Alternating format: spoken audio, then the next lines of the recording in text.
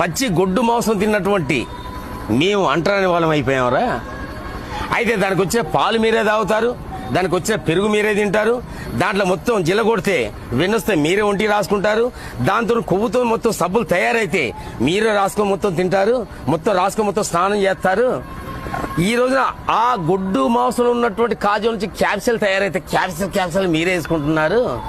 అన్ని సమస్త మొత్తం మీరు తింటూ పచ్చి గడ్డి తిన్నటువంటి గొడ్డు మాంసం తింటే మీ మాల మాదిగలో అంటరాని వాళ్ళు అస్పృశ్యమైనారా? అట్లా కాదురా, అంటరానోడికి ఈ దేశానికి ఎన్నుముక్క.